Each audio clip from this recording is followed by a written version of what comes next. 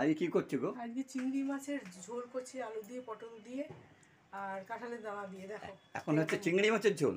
চিংড়ি মাছের ঝোল, চিংড়ি মাছ দিয়ে, আলু দিয়ে, পটল দিয়ে আর কাঁঠালের দানা দিয়ে। হ্যাঁ ঠিক ঝোল। আছে, করো তো, দেখা যাক। হ্যাঁ, এই যে চিংড়ি মাছ সেদ্ধ করে একটু তেলে একটু নেড়ে রেখেছি। ও চিংড়ি মাছ হলুদ দিয়ে, নুন দিয়ে সেদ্ধ করেছো? হ্যাঁ, করে হলুদ এই একটু নেড়ে, একটু তেল দিয়ে নেড়ে ভেজে রেখে দিয়েছো আর কি। চিংড়ি মাছটা না তো কারণ একটা গন্ধ ছাড়ে, তো অনেকে আবার কাঁচাই দেয়। আচ্ছা এখানে হচ্ছে ধনে জিরে ও গোলমরিচের গুঁড়ো আছে, এইটা ধনে জিরে আর গোলমরিচের গুঁড়ো, এই হচ্ছে এইটা হচ্ছে একটা মশলা। রাঁধুনি আর একটু গোলমরিচ বাটা রয়েছে, রাঁধুনি আর গোলমরিচ বাটা আর কাঁচা লঙ্কা। আর এই পটল আর আলু, এই হচ্ছে পটল আর আলু। আর কাঁঠালের দানা কোথায়? কাঁঠালের দানা কোথায় একটা, এই যে কাঁঠালের দানা, এই যে কাঁঠালের দানা ভেজেই রেখে দিয়েছে, আলাদা করে আর ভাজতে হবে না, এই আর কি। যাই হোক, করে রেখেছি।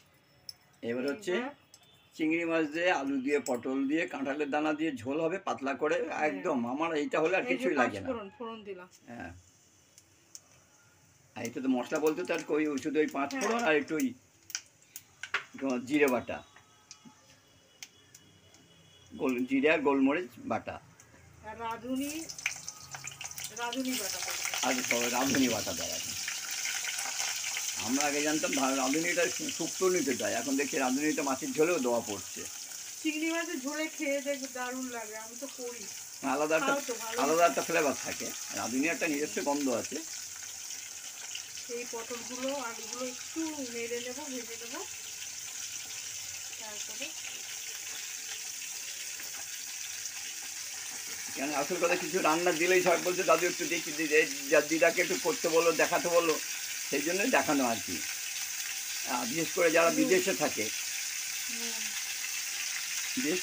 বিদেশে থাকে, তারাই জিজ্ঞেস করে, বা অনেকে হয়তো এই মানে ওয়েস্ট বেঙ্গল ছেড়ে অন্য কোনো স্টেটে আছে, সে যখন নিজেরা রান্না বান্না করে খায় নিজে নিজে, তারা এরকম দেখে এই হলুদ হলো, নুন হলো, আর একটু নেড়ে চেড়ে জল ঢেলে দেবে আর কি।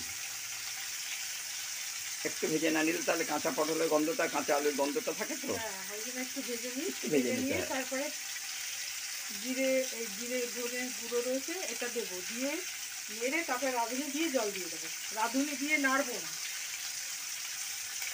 আমি যেমন এটা একবারে করছি 5 ফোড়ন, এটা আবার ইয়েও করা যায়। এই যেমন ফোড়ন না দিয়ে যেমন মশলা দিয়ে চিংড়ি মাছ দিয়ে ঝোলটা করে নিলে আলুটা সেদ্ধ হয়ে গেল, এটা নামিয়ে তারপরে তুমি ফোড়ন দাও। ফোড়ন দেয় অনেকে, আর আমাদের ফোড়নটা আগে দিয়েছে।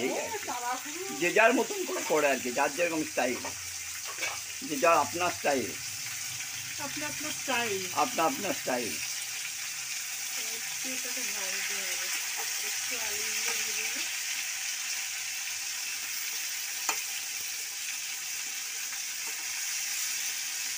একটু ঘুরিয়ে দাও, তলার গুলোতে হয়ে যাচ্ছে। কিছু হয়নি আমার একটা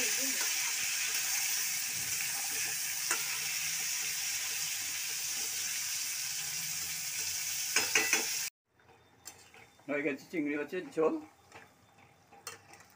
একদম রেডি চিংড়ি মাছের ঝোল, আলু দিয়ে, পটল দিয়ে, কাঁঠাল দানা দিয়ে। দেখলেই খেতে ইচ্ছে করে, সুন্দর গন্ধ। আমার পাতলা ঝোল, এরকম ঝোল হলে, মাছের ঝোল, জ্যান্ত মাছের ঝোল, চিংড়ি মাছের ঝোল, এই দুটো হলে আমার আর কিছু লাগে না। সবাই জানে, মোটামুটি আমার এই 1 বছরের অভিজ্ঞতা, সবাই দেখে ফেলেছে, জেনেও গেছে যে বড়োটাকে একটু ঝোল দিলেই ব্যাস। ঠিক আছে, সবাই এইভাবে বাড়িতে ট্রাই করে দেখতে পারেন। যারা দূরে থাকে তাদের জন্য বলছি, যারা নিজেরা রেঁধে খায়। ঠিক আছে, এই পর্যন্ত রাখি।